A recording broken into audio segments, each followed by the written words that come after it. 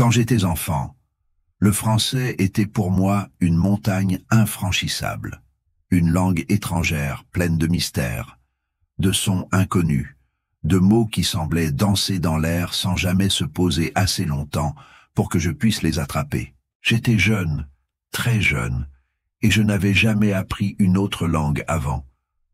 Le français me paraissait immense, complexe, presque effrayant. Je me souviens encore des premières fois où j'ai entendu des gens parler français autour de moi. Leurs mots glissaient si vite, avec une fluidité étrange. Cela ressemblait davantage à une mélodie incompréhensible qu'à une communication claire. Chaque phrase prononcée me semblait longue, énigmatique, inatteignable. Et moi, je restais figé, silencieux, le regard un peu perdu, tentant de comprendre ce monde où je n'avais pas encore ma place. Mais au fond de moi, quelque chose refusait d'abandonner.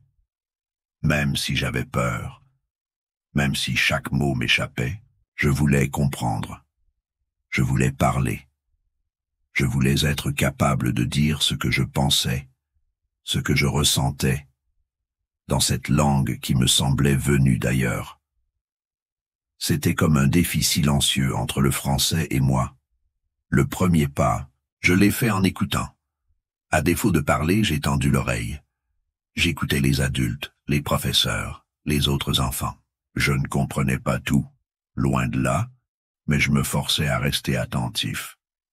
C'était comme si j'essayais de capter la musique de la langue avant même de m'en approprier les paroles. L'écoute est devenue mon premier outil, mon arme secrète. Petit à petit, j'ai commencé à m'exposer à des histoires en français.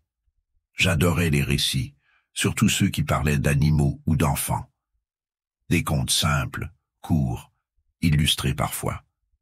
Même si je ne comprenais pas grand-chose, je continuais d'écouter chaque jour. Et c'est ainsi que des mots isolés ont commencé à prendre sens. Je me souviens d'une histoire particulière, celle d'un petit renard qui voulait devenir ami avec tous les animaux de la forêt.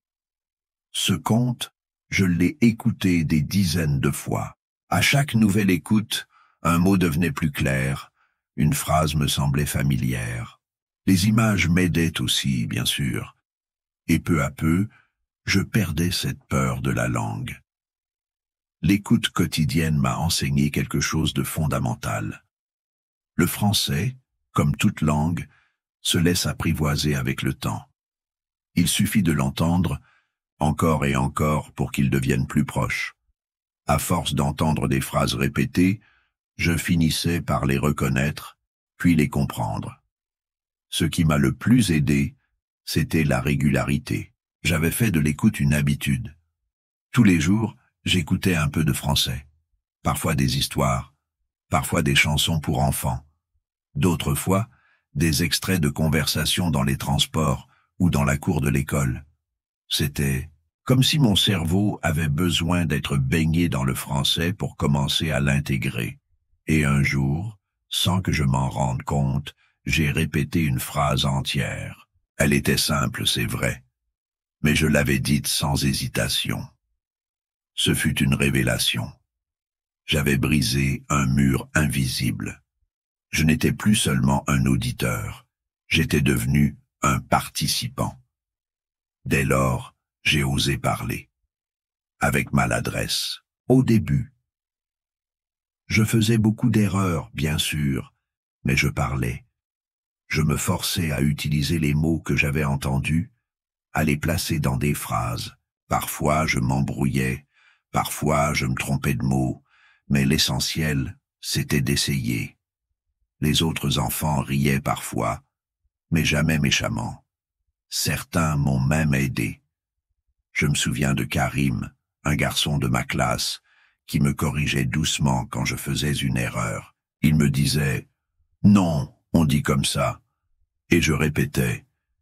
Il avait une patience incroyable. Grâce à lui, j'ai appris des expressions courantes, des tournures familières. Parler était un exercice quotidien. Je me parlais à moi-même, je racontais ma journée, je décrivais ce que je voyais autour de moi. C'était parfois drôle, parfois frustrant, mais c'était utile.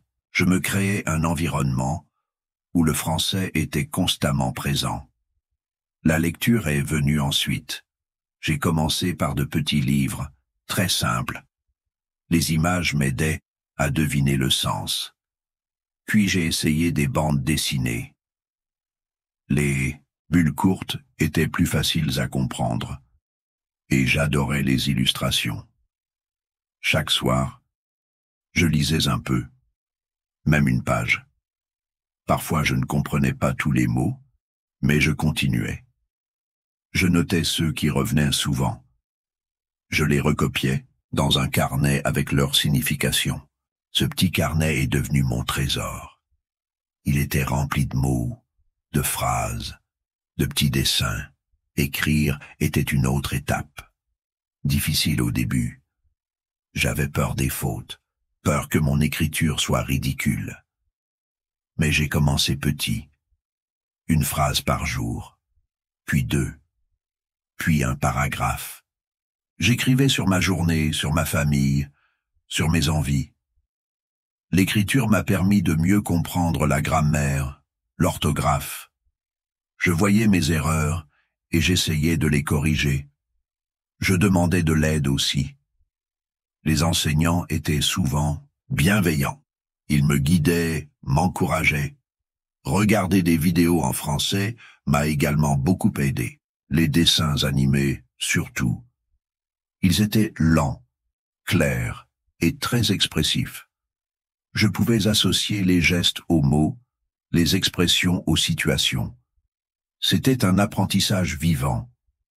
Je regardais en boucle certaines émissions. Je mettais les sous-titres au début, puis je les enlevais. J'essayais de deviner, de comprendre. Et à force, j'y arrivais. Ma compréhension orale s'est améliorée. Ma prononciation aussi. Un jour, j'ai eu une conversation entière en français sans m'arrêter. J'étais si fier. Ce n'était pas parfait, mais c'était fluide. C'était réel. J'étais compris et je comprenais. Ce moment reste gravé dans ma mémoire. J'ai aussi appris l'importance de la révision. Revoir ce que j'avais appris, répéter les mots, relire mes notes. La répétition était une clé. Plus je revoyais un mot, plus il restait en moi. J'ai changé la langue de mon téléphone, de mon ordinateur. J'ai collé des post-it en français sur les objets de la maison. Tout était prétexte à apprendre. Et surtout, je me suis fixé des objectifs. Apprendre 10 mots par semaine, lire un chapitre, regarder un film sans sous-titres. Chaque objectif atteint était une victoire. Apprendre le français a été un voyage. Un chemin fait de doutes, d'efforts, mais aussi de découvertes et de joie. Aujourd'hui, je parle, j'écris, je pense en français.